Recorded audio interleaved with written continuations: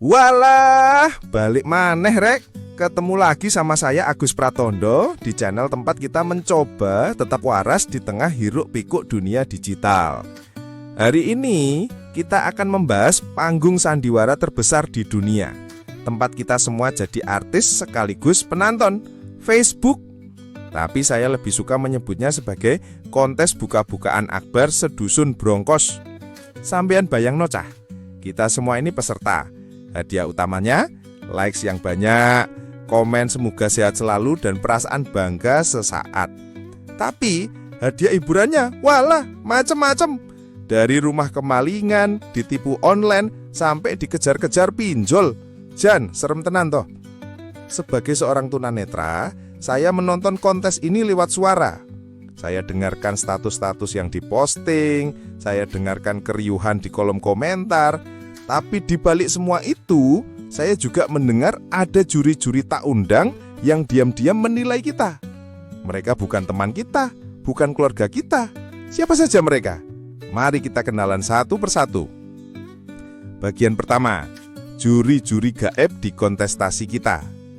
Di kontes buka-bukaan ini, ada 3 juri utama yang paling berbahaya. Juri pertama, si maling baik hati, spesialis perampokan. Juri ini suka banget sama peserta yang humble bragging soal liburan. Bayangin, ada maling namanya Paijo. Paijo ini nggak perlu ilmu gaib. Dia cukup buka Facebook. Dia lihat status Bu Karti. Alhamdulillah, OTW liburan ke Bali seminggu bareng keluarga. Doakan selamat sampai tujuan ya. #FamilyTime, #bless. Si Paijo sambil ngopi di warung langsung komen, tapi dalam hati. Alhamdulillah, dapat jadwal kerja lembur seminggu. Doakan lancar jaya ya. #malingtime, #berkah anak soleh. Dan tenan toh, kita lagi pamer kebahagiaan, si maling malah lagi nyusun proposal perampokan. Detail banget. Dia bahkan bisa ngecek Instagram kita buat lihat foto hotelnya, ngecek Twitter kita buat lihat keluhan soal jadwal pulang pesawat. Lengkap. Peta harta karunnya udah kita gambar sendiri. Juri kedua, si stalker alias pengagum rahasia. Juri ini lebih sabar. Dia ngumpulin data postingan kita pelan-pelan. Senin nganter anak sekolah di SD Brongkos 1, Selasa arisan di rumah Bu Lurah, Rabu nge-gym di Sanggar Senam Sehat Sejahtera. Lama-lama dia bisa bikin buku harian kegiatan kita lebih detail daripada buku harian kita sendiri. Padahal kita nggak pernah kenal dia. Ini bahaya banget, terutama buat saya yang tunanetra, yang sangat mengandalkan rute dan lingkungan yang familiar. Juri ketiga, si scammer alias penipu ulung. Juri ini paling licik. Dia manfaatin info pertemanan kita. Misal, saya barusan posting foto reuni, terus saya tandai teman saya namanya Budi. Sejam kemudian, si Budi dapat WA dari nomor baru pakai foto profil saya. Bud, sorry banget, HP ku hilang, dompet juga. Bisa tolong transferin pulsa darurat gak ke nomor ini? Besok ku ganti. Loh, kok dia tahu nama Budi? Ya tahu, wong saya sendiri yang ngasih tahu. Ini namanya social engineering, bos. Kita ngasih umpannya, dia yang mancing ikannya. Bagian 2, si penyelenggara acara yang super kepo. Nah, di atas semua juri itu ada si penyelenggara acara, si bos besar, Facebook alias Meta.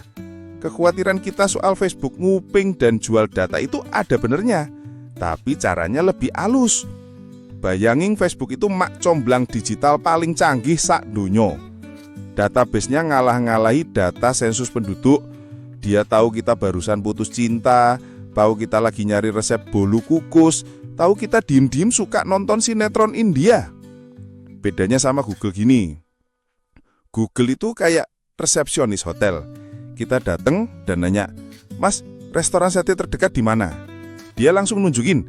Dia merespon kebutuhan kita. Facebook, nah ini beda. Dia itu room service yang gak diundang, tapi sok tahu. Tiba-tiba ngetok pintu kamar kita. "Permisi pak, ini ada brosur panti pijat, obat anti kebotakan sama cicilan panci. Kelihatannya bapak butuh." Loh, kok sampean ngerti? Nah itulah Facebook. Dia nggak nunggu kita nyari, Dia menciptakan kebutuhan berdasarkan siapa diri kita. Jadi Facebook nggak jual namamu, tapi dia jual akses ke kamu. Dan kadang akses ini disalahgunakan, kayak di skandal Cambridge Analytica. Datanya nggak cuma dipakai buat jualan sampo, tapi dipakai buat menghasut orang pas pemilu. Udah bukan mak comblang lagi, tapi provokator. Bagian ketiga, buku aturan kontes ini yang bikin bingung. Di Indonesia, kontes ini punya 2 buku aturan yang saling bertentangan. UU PDP, Perlindungan Data Pribadi. Ini kitab suci yang melindungi kita sebagai peserta. Teoritis kita punya hak untuk ngontrol data kita. UU ITE. Nah, ini pasal karet yang bisa bikin kita, si korban, malah jadi tersangka.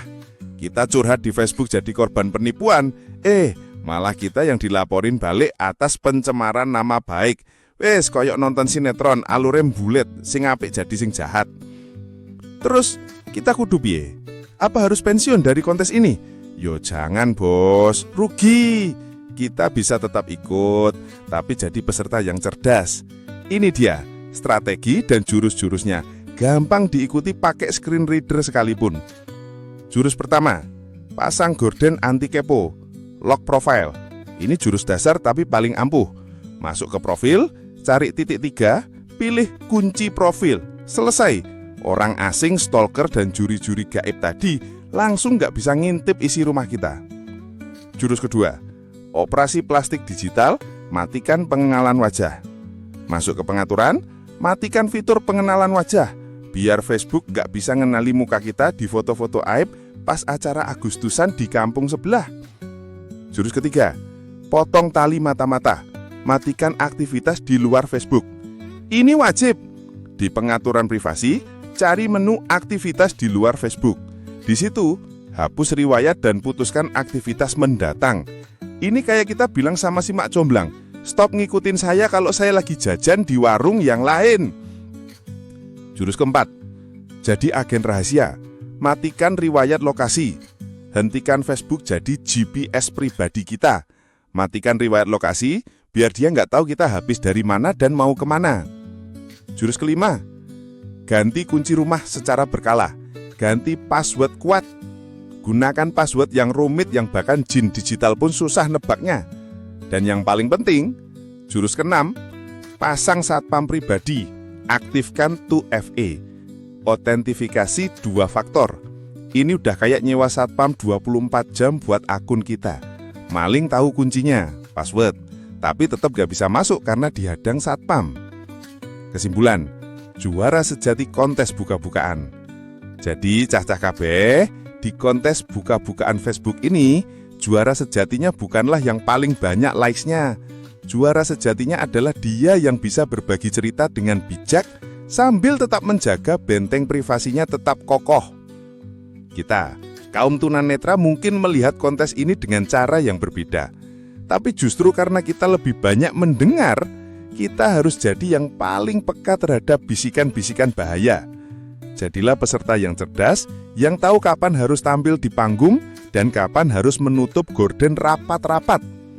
Nah, saya pengen dengar juga cerita kalian di kontes ini. Apa dosa oversharing paling konyol yang pernah kalian lakuin? Atau mungkin kalian punya jurus keamanan lain yang lebih sakti? Coba tulis pengalaman kalian di kolom komentar di bawah ini, kita diskusi dan saling ingetin di sana. Kalau obrolan ngalor ngidol tapi berfaedah ini bikin kalian jadi lebih melek, jangan lupa pencet tombol likes-nya yang ikhlas ya, biar saya tahu kalau banyak yang senasib sama saya, sama-sama berjuang di kontes buka-bukaan yang aneh ini. Dan yang paling penting, share video ini ke grup WhatsApp keluarga atau teman-teman arisan kalian.